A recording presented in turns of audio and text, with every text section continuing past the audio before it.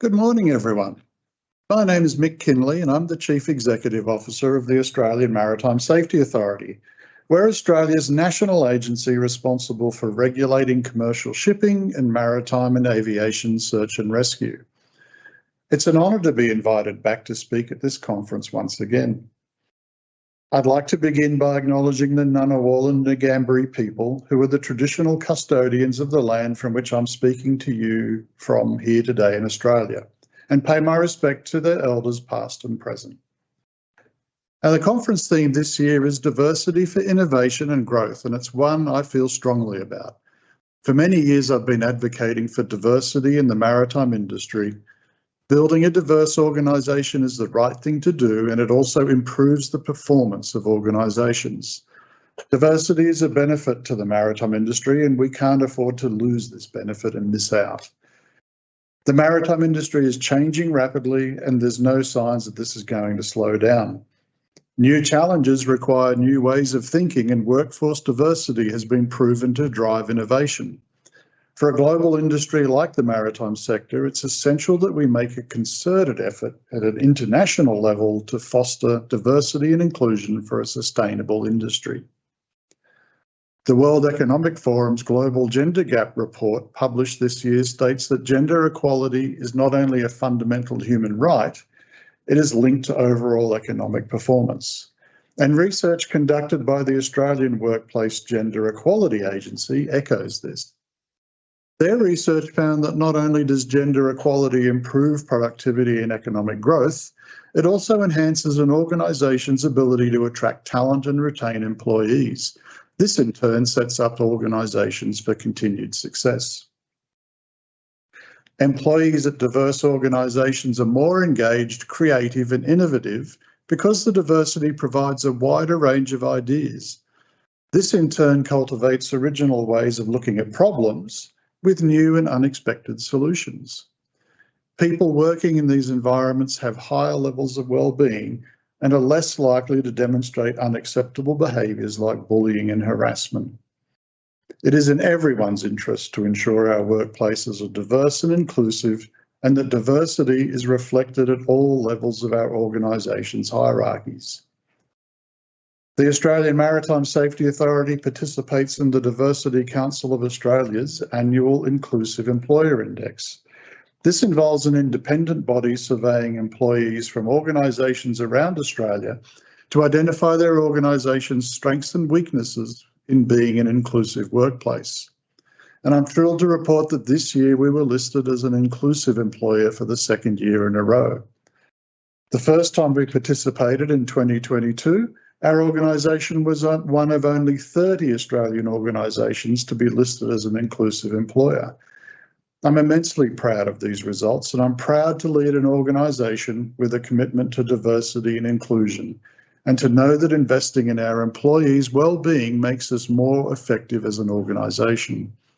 Our efforts to build a diverse and inclusive workplace makes us a respected employer and allows us to attract new talent and to retain existing employees.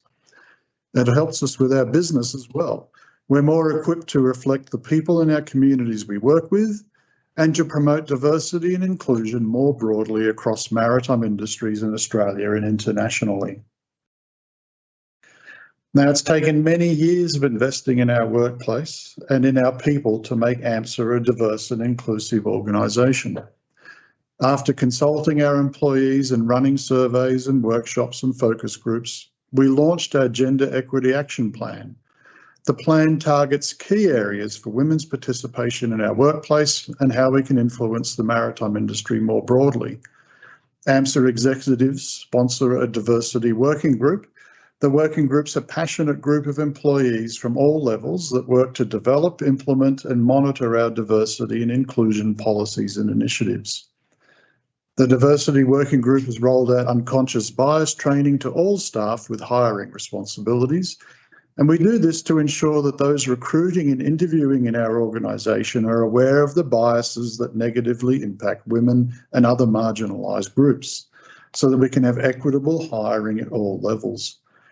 We've also established a working group to consider gendered language, which is common throughout the maritime community and is reflected in our communications, regulations and guidance documents. We hope this will enable AMSA to choose gender-neutral language and influence external stakeholders to adopt unbiased and non-discriminatory language. We make gender inclusion courses available for employees to deepen their understanding of gender diversity also, and we've implemented additional support for people experiencing family and domestic violence. This includes providing leave for employees dealing with family and domestic violence.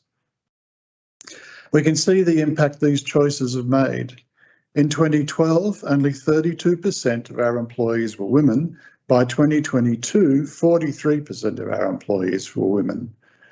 We've also seen consistent improvement in the number of women in leadership. In 2002, 11% of our leadership team was women. By 2012, it was 22%, and by 2022, it was 33%. This is an especially meaningful improvement, as studies have shown that it's only when the number of women in leadership reaches over 30% that they're able to influence decision-making and be heard. Boards which pass this 30% have also been shown to be higher performing. Our board has improved its gender balance. While for many decades, only a third of our board positions were held by women, now 63% of our board members are women, and the board is chaired by Captain Janine Drummond, who's an inspiring and capable leader. All these actions help build a better workplace for our employees and for the people relying on our services. We take our role as national leader and role model for gender equality in maritime seriously. We actively participate in IMO's International Day for Women in Maritime each year.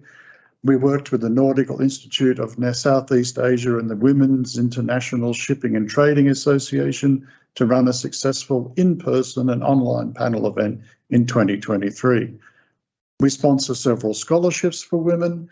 We've sponsored women from the Indo-Pacific region to complete graduate studies in maritime affairs, as well as scholarships through the Australian Maritime College supporting women in engineering. We've also sponsored 25 positions at the World Maritime University, 10 of which went to female students to complete a Master of Science in Maritime Affairs. We hosted the 2023 Pacific Women in Maritime Association Conference in Cairns.